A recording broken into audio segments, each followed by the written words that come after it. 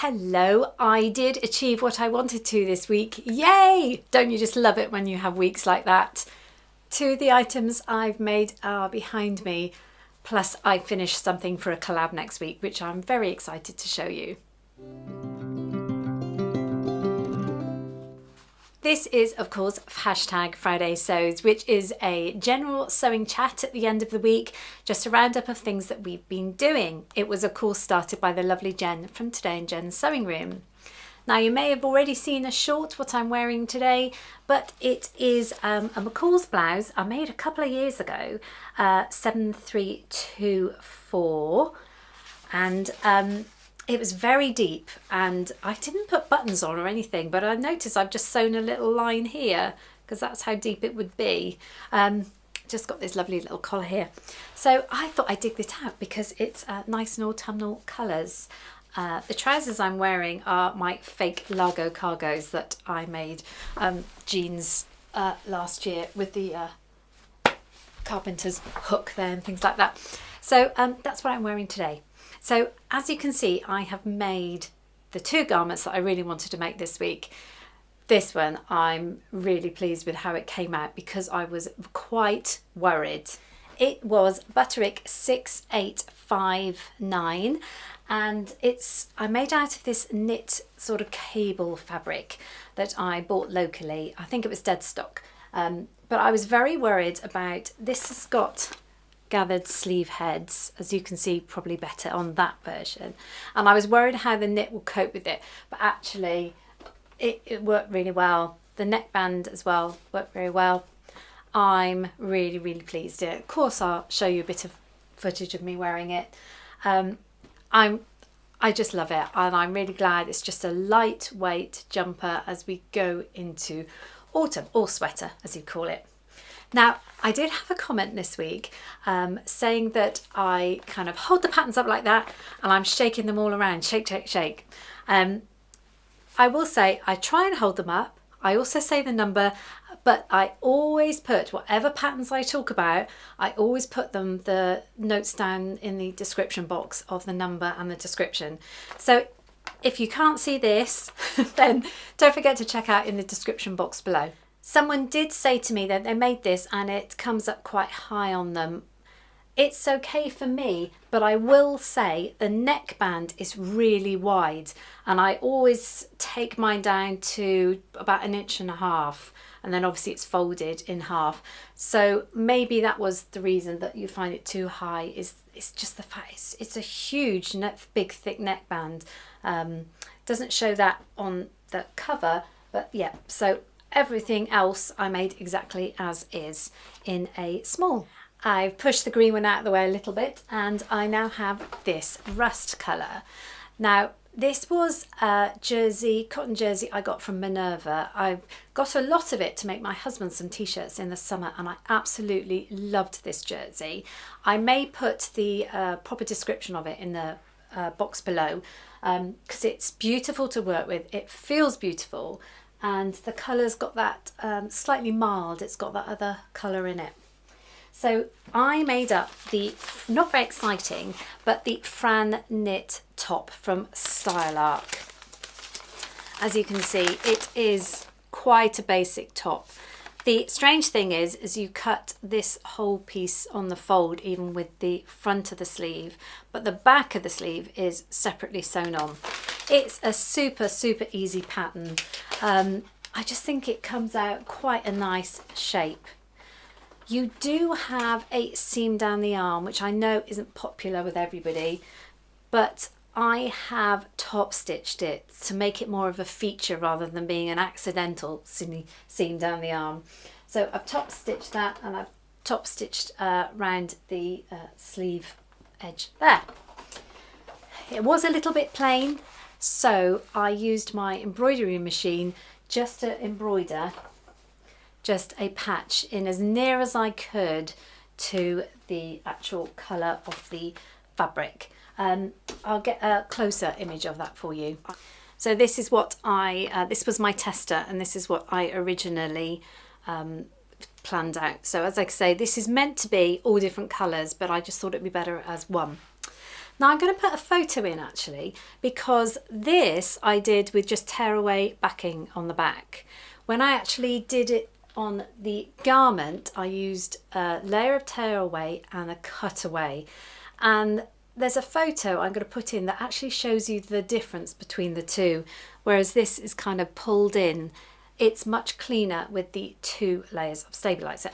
So just a little bit of a hint if you do have an embroidery machine and you're doing it on jersey. So I'm really pleased with it. I just wanted a basic plain top in this beautiful autumnal colour, and just add a little bit of something extra on it. Oh, the thing I nearly forgot to say was, the last time I made this Fran top, it was too long and I had to shorten it after. So I thought I'd be clever and I shortened it by 1 inch in the beginning. I think actually it's too short. So I don't know what went wrong there at all. It fits right. Let's just hope it doesn't shrink any further. But that's the only changes I made, just shortening the length by 1 inch. Just as a footnote, I forgot to show you these fabulous bindings that I put on both my makes this week. This is the encouragement of Rachel from the French Seams, who did a tutorial on it. So all I've done is use jersey scraps, and look at this. Look how classy and fancy they look. So I'm really pleased with those. Can't believe I forgot to show you. Now I have a collab coming out on Monday, the results, and it is the Oakley vest. Now, when I held this up a few weeks ago, Agatha, the lovely Agatha from Agatha's Cottage, contacted me and said, I'm making that as well. And I said, let's do a collab, let's make them together. So that is what we've done. I'm very excited to show it to you. I like the result. I didn't like sewing it, but I will go into that in more detail next Monday. You'll have to wait for that, but definitely wearable, and I love it. So look out for that one. And of course, don't forget to check out the lovely Agatha. She's so talented, that lady. And she makes so many things for other people. She's so generous with her time. So what else have I been up to? So I went through my wardrobe. This time of year, I will swap my wardrobe from my summer stuff, put that away, and bring down the autumn stuff. That's actually normally when the weather changes, and sure enough it did. But I came across a pair of Levi jeans I bought last year. Absolutely love them. I have to say, jeans is one of the things that I do tend to buy. Obviously, I'm wearing the ones I made today, but I do have bought jeans as well. And they were, I remembered, they're a bit long for me last year. So I was too lazy and never got around to shortening them, but I have this week. And I've done the method where you use the original stitching and you just take them up. Kind of a bit of magic. Now, I know a lot of you will know how to do this and seen this 100 times. But for those that don't, I'm going to put a bit of footage in here of how I actually shorten the jeans. So I've got the original stitching. I've decided these jeans need to come up by 1 inch. So what I've done is, with the right side facing me, I've flipped up the hem and I'm going to mark it, pin it, so you've got the wrong side folded 1/2 inch there. So that will bring it up 1 inch. So I'm going to go around, I've pressed it and I'm going to go around pinning it. So you've got 1/2 inch folded upwards. So I pinned all the way around, and what I'm going to do now is, using my zipper foot, I'm going to sew along, trying to flip up this bit of the hem, but sew as close as I can to the existing seam on the hem of the trousers. So try and get under there and sew all the way around.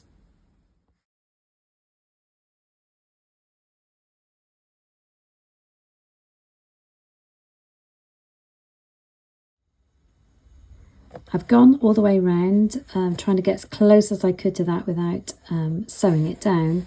So the idea is, when you flip that, your seam is going to be probably about 3 or 4 millimeters away from the original seam. So you are now left with a seam, but actually when you press that, it shouldn't be too visible at all, certainly not from above. What you are left with is a flap of fabric. Now it's entirely up to you what you choose to do with this.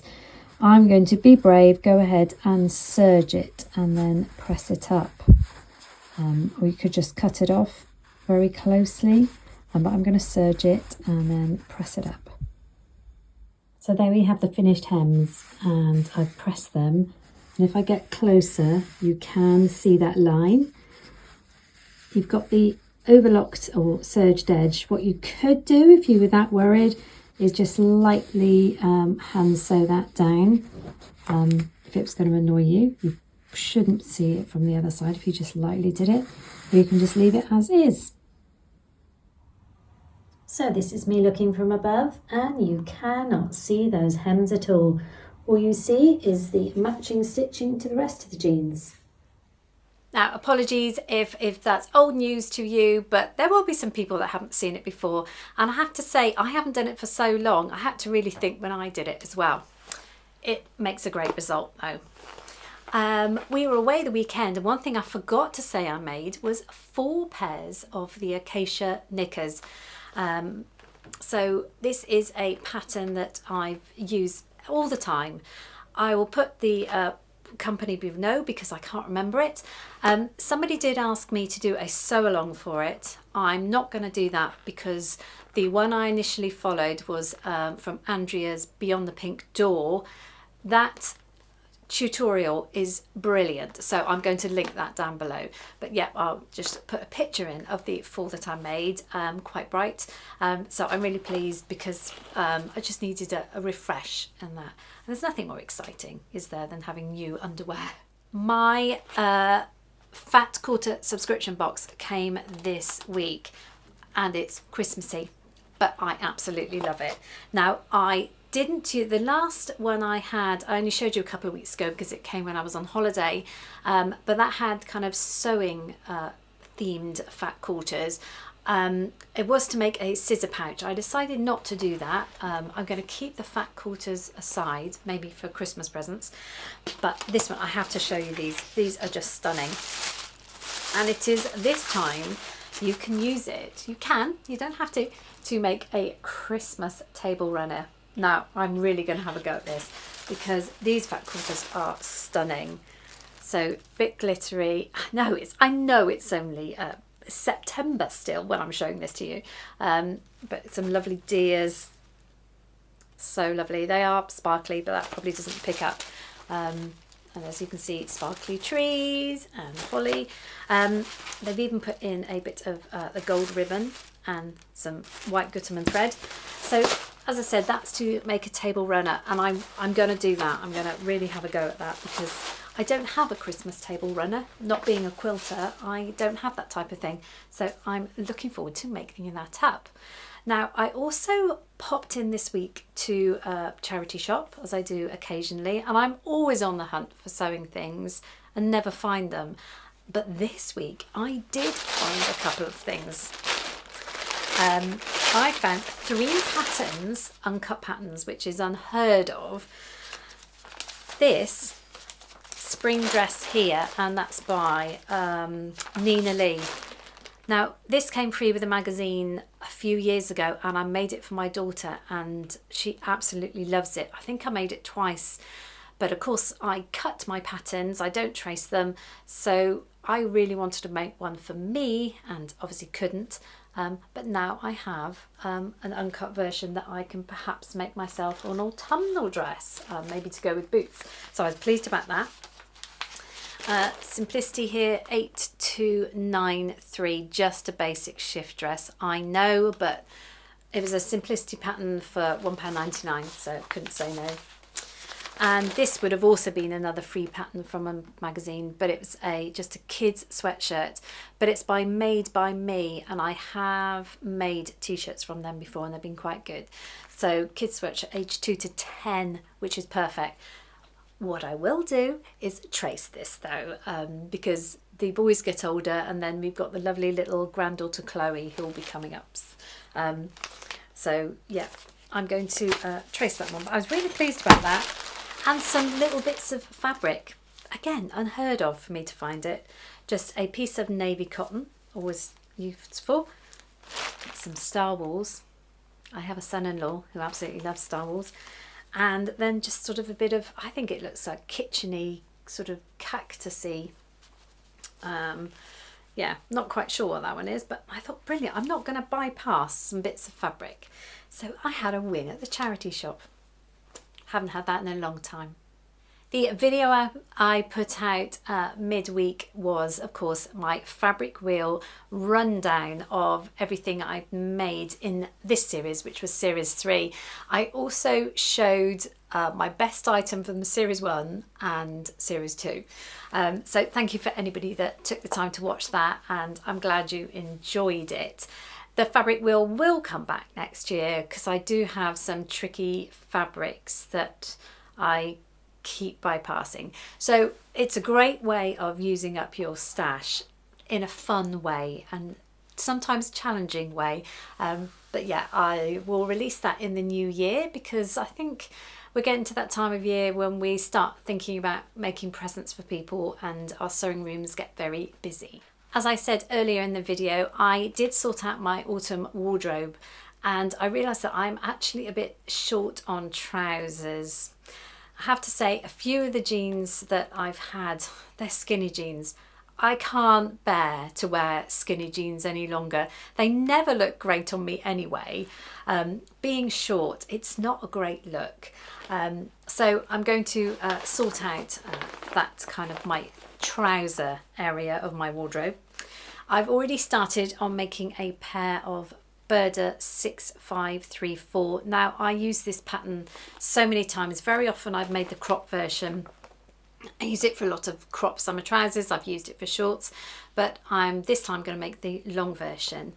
Partly inspired by the lovely Rachel from French Seams, who has been making jeans in the last month. She had a challenge along with another sewist to make jeans in September. So I'm hoping I will get these done by the end of September. But yeah, it's just a fun, light challenge just to encourage people to make a pair of jeans if they've never made them before. I've made similar, so I'm cheating a bit, but yeah, I'm halfway through that in a really nice, soft stretch denim that I managed to get locally. So hopefully I can show you those next week. So we were down at the holiday home last weekend.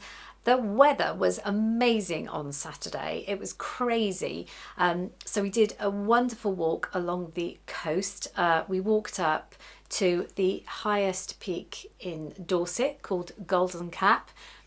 Relatively speaking, it's not high at all, but it did feel high from up there. Up and down. So I will put some photos in of that. I sewed this when I was there, and I have to say my Genome overlocker that I have down in the caravan is useless and I hate it, and I was getting very, very cross with it because it just kept chewing this up. So a lot of it I had to come home and finish off when I was back home on my baby lock. So I'm going to get my Genome looked at because it's terrible. It just chews it.